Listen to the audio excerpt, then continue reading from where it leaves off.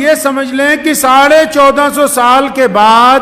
Sweden میں، کبھی Denmark میں، کبھی امریکہ میں، کبھی دنیا کے کسی نہ کسی ملک میں قرآن پاک کے خلاف گنتی کے چند لوگوں کی طرف سے بے ادبی کی کوشش کرنا اس بات کی زندہ دلیل ہے کہ قرآن نے کہا کہ اللہ تعالیٰ نے یہ کتاب سارے عالم کے لیے بھیجی، اللہ نے رسول اللہ کو سارے عالم کے لیے بھیجا، تو اس کا دائرہ پورے عالم میں پھیل چکا ہے۔ اب جب پھیلا ہے تو جن کے دلوں کو راحت پہنچنی تھی پہنچ رہی ہے، اور وہ جو انسانوں کو تکلیف پہنچانا چاہتے تھے ان کو قرآن پاک سے تکلیف محسوس ہو رہی ہے، کیونکہ اللہ تبارک و تعالیٰ نے اس کتاب کے ذریعے انسانوں کو جینے کا ڈھنگ سکھایا ہے۔ ہمارے ہاں تو کچھ لوگ سمجھتے ہیں نا کہ قرآن خانے کی کتاب ہے، بس دکان کھولیں گے، مکان بنائیں گے، بچہ پیدا ہوگا، باپ مر جائے گا۔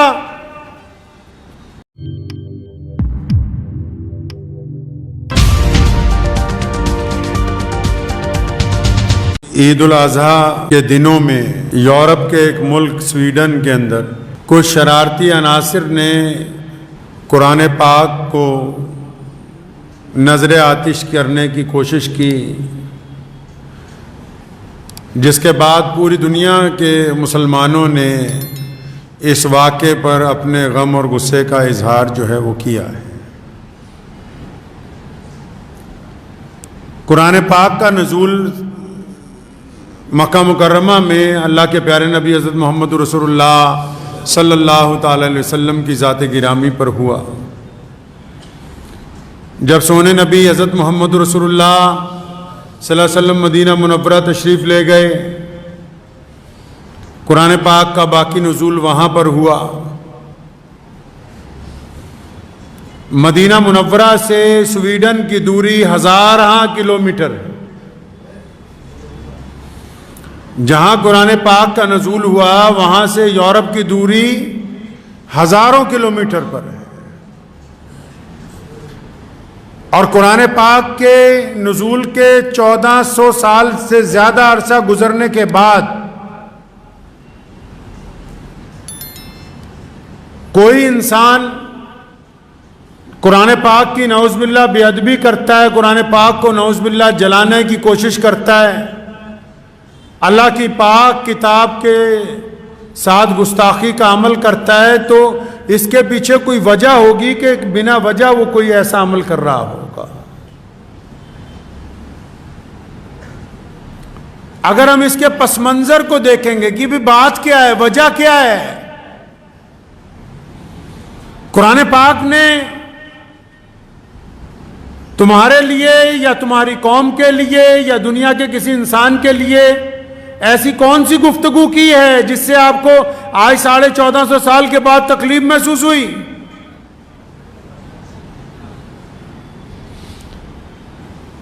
کسی بھی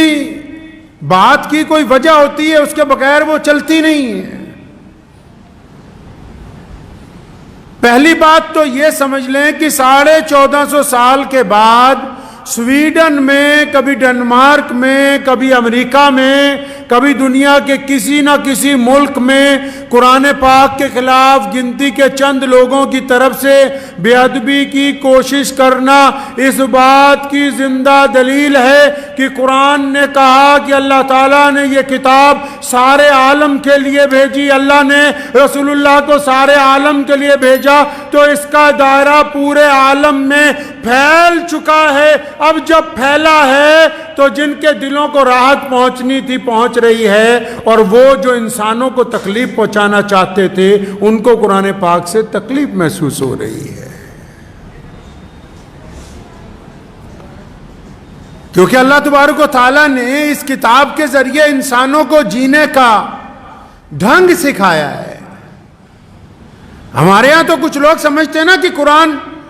قرآن خانے کی کتاب ہے، بس دکان کھولیں گے، مکان بنائیں گے، بچہ پیدا ہوگا، باپ مر جائے گا،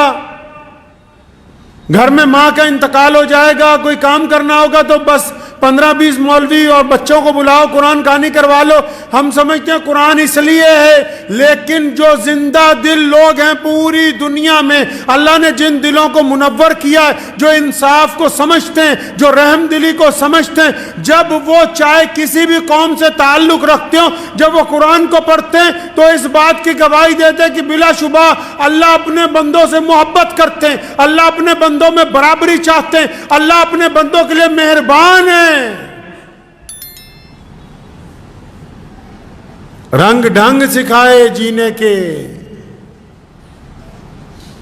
ورنہ کوئی کیوں 1450 سال کے بعد قرآن جلائے گا؟ جو انسانوں میں فرق کرتے ہیں، جو انسانوں میں اونچ نیچ کرتے ہیں، جو انسانوں کے درمیان ذات اور برادریاں لے کے آتے ہیں، جو انسانوں کو رنگ اور نسل کے بھید بھاؤ میں بانٹنا چاہتے ہیں، ان کے سامنے جب قرآن کھلتا ہے، جب یہ پتہ لگتا ہے کہ رسول اللہ نے تو کہا ہے کہ امیر غریب گورا کالا سارے ایک برابر ہیں، تو جن کا نظام ہی لوگوں کو بانٹنے سے چلتا ہو، ان کو قرآن پاک سے تکلیف نعوذ باللہ محسوس ہوتی ہے. تو قرآن پاک کو جلانے کے جو واقعات ہوتے ہیں، یہ جہاں ہم اس بات کی تکلیف محسوس کرتے ہیں کہ کسی نے بے ادبی کی ہے، یہ نہیں ہونا چاہیے تھا، وہاں ساتھ میں یہ بھی محسوس کر لیجئے کہ قرآن پاک کے آیات کا عمل، قرآن پاک کی قوت کا عمل، قرآن پاک کی صداقت کا عمل آج بھی پوری دنیا کے لوگ تسلیم کر رہے ہیں اس کو. چاہے وہ سیدھی طرح تسلیم کر رہے ہوں، چاہے وہ کسی اور طریقے سے تسلیم کر رہے ہیں، وہ اس بات کو مانتے ہیں کہ کائنات میں اگر کوئی کتاب انسانوں کے دل میں، مزاج میں تبدیلی لا سکتی، کوئی کتاب گنہگاروں کو نیک بنا سکتی ہے، ظالم کو ظلم سے روک سکتی ہے، بے ایمان کو بے ایمانی سے ہٹا سکتی ہے، ریاکار کو ریاکاری سے منع کر سکتی ہے، یتیموں پر ظلم کرنے والوں کو یتیموں کا مسیحا بنا سکتی ہے، لوگوں کو توڑنے والوں کو لوگوں کو جوڑنے والوں میں تبدیل کر سکتی ہے. تو یہ کتاب اللہ تبارک و تعالیٰ کی کتاب قرآن پاک ہے، جو محمد رسول اللہ صلی اللہ علیہ وسلم کے ذریعے ہمیں عطا کر دی گئی ہے. اگر قرآن پاک کو جلا دیا جائے نعوذ باللہ، تو کیا قرآن پاک کا پیغام ختم ہو جائے گا؟ کیا قرآن پاک دنیا سے نعوذ باللہ ختم ہو جائے گا؟ اللہ نے وعدہ کیا ہے اس کتاب کا کہ جب تک دنیا ہے یہ کتاب قائم رہے گی. جب یہ کتاب نازل ہوئی، اقرا بسمی کہا گیا کہ پڑھو اپنے رب کے نام سے، اس پہلے دن ابو جہل نے اور سارے مکے کے بڑے بڑے چودھریوں نے کہا کہ ہم نعوذ باللہ محمد رسول اللہ کی بات کو چلنے نہیں دیں گے. تو اس وقت قرآن کو ماننے والے کتنے لوگ تھے؟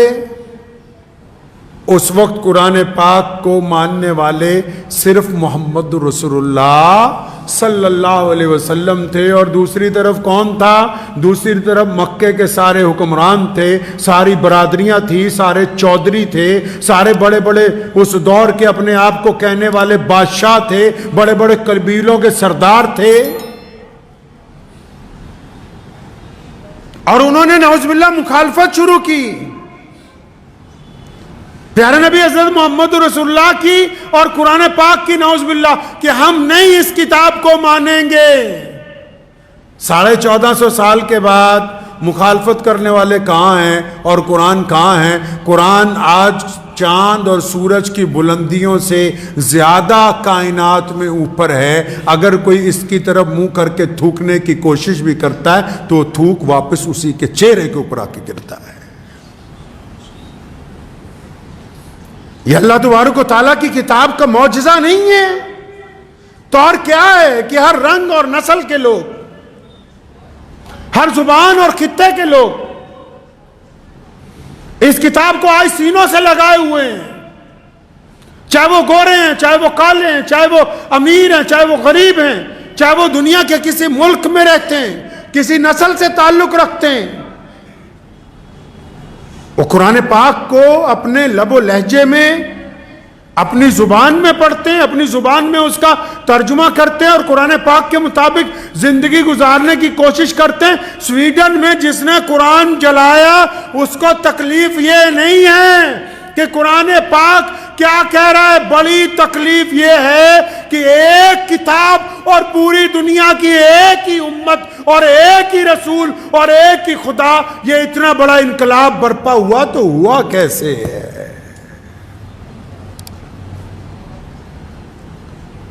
قرآن پاک کو اگر کوئی جلائے اور آپ اس سے بڑی دور ہوں تو کیا کریں گے؟ ہم ہزاروں کلومیٹر دور ہیں. اگر ہمیں پتہ لگے کہ ہمارے قرآن پاک کی بے ادبی کی گئی تو ہم عہد کریں کہ ہم نے اپنے بچوں کو قرآن پڑھانا ہے, ہم نے قرآن پڑھنا سیکھنا ہے, ہم نے قرآن پاک کا ترجمہ پڑھنا ہے, ہم نے قرآن پاک کی تقسیم کرنی ہے, ہم نے قرآن پاک لوگوں میں بانٹنا ہے, ہم نے قرآن پاک مسجد میں اس کی تعلیم شروع کروانی ہے, ہم نے اپنی بہو بیٹیوں کو قرآن پڑھانا ہے. آؤ جتنا مرضی قرآن کو جلا لو, ایک دو نہیں کروڑوں مسلمان ایسے ہیں جن کے دلوں میں مکمل قرآن پاک محفوظ ہے. قرآن کو دنیا کی کوئی طاقت ختم نہیں کر سکتی.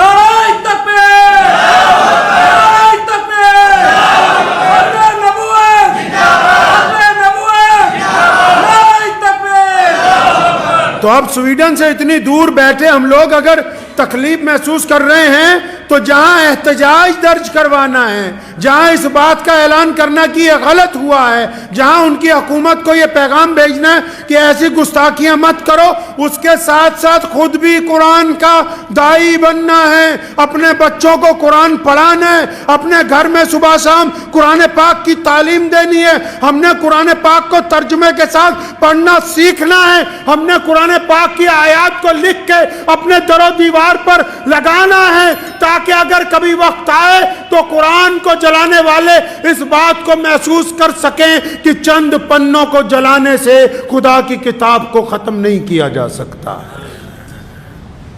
تو یاد رہے گا انشاءاللہ تعالی کہ ہم نے خود قرآن پڑھنا ہے, خود قرآن پڑھنا سیکھنا ہے, قرآن کی آیات کو سمجھنا ہے, قرآن کے احکامات کو سمجھنا ہے اور قرآن پاک کو اپنی زندگی کے اندر شامل کرنا ہے. آپ سے نویدن ہے کہ آپ ہمارے چینل کو سبسکرائب ضرور کیجئے گا تاکہ آپ کو وہ خبریں پہنچتی رہیں جن کو گودی میڈیا نہیں دکھاتا ہے, وہ ہم آپ تک پہنچانے کی کوشش کرتے ہیں. فی الحال اس ویڈیو میں اتنا ہی, ہمیں دیجیے اجازت, آگے پھر ملاقات ہوگی آپ سے کسی ایسی خبر کے ساتھ. تب تک کے لیے جے ہند, دھنیہ واد.